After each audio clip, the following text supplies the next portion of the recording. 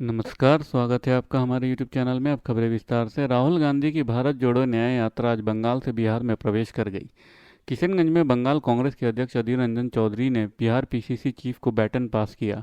बिहार में यात्रा के पहले पड़ाव पर अपने संबोधन में राहुल गांधी ने पीएम मोदी पर हमला करते हुए कहा है कि मणिपुर 9 महीने से हिंसा की आग में जल रहा है, लेकिन हमारे प्रधानमंत्री को राज्य का दौरा करने का समय नहीं मिल रहा। राहुल गांधी ने एक बार फिर ओबीसी का मुद्दा उठाया और कांग्रेस की सरकार बनने पर जाति जनगणना कराने की बात कही। उन्होंने कहा है कि पूरा देश जानता है कि भारत में सबसे बड़ी आबादी जो है वो ओबीसी की है। उसके बाद दलित, आदिवासी और अल्पसंख्यक समुदाय का नंबर आता है।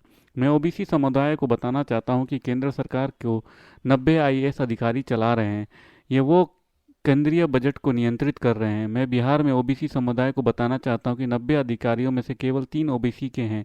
इस प्रकार से ओबीसी के लिए बहुत कम पैसा आवंटित किया गया है, इसलिए हमने इस दिशा में क्रांतिकारी कदम की बात कही है। भारत को अब पता होना चाहिए कि इस देश में ओबीसी दलितों को सही आबादी कितनी है, इसलिए हम भारत में जनजाति जनगणना चाहते हैं।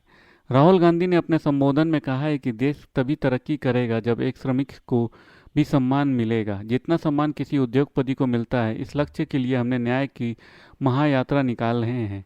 राहुल ने कहा है कि पिछले साल हमने कन्याकुमारी से कश्मीर तक भारत जोड़ो यात्रा की थी, लेकिन लोगों ने हमसे पूछा था कि यात्रा का लक्ष्य क्या है, आप ऐसे पैदल क्यों कर रहे हैं। हमने कहा देश में बीजेपी आरएसएस की विचारधारा ने हिंसा और नफरत फैला रखी है, इसलिए हम नफरत को बाजार में मोहब्बत की दुकान खोलने के लिए यात्रा निकाल रहे हैं। हिंदुस्तान की राजनीति पर इस यात्रा का बहुत बड़ा असर पड़ा था। धन्यवाद। खबरें समाप्त हुई। अगर आपको हमारे वीडियो के कंटेंट पसंद आ रहे हैं तो इसे लाइक और सब्सक्राइब जरूर कीजिए, अपने परिवार और दोस्तों में शेयर कीजिए और अपने सुझाव कमेंट बॉक्स में पोस्ट करना ना भूलें। धन्यवाद। आपका दिन शुभ हो।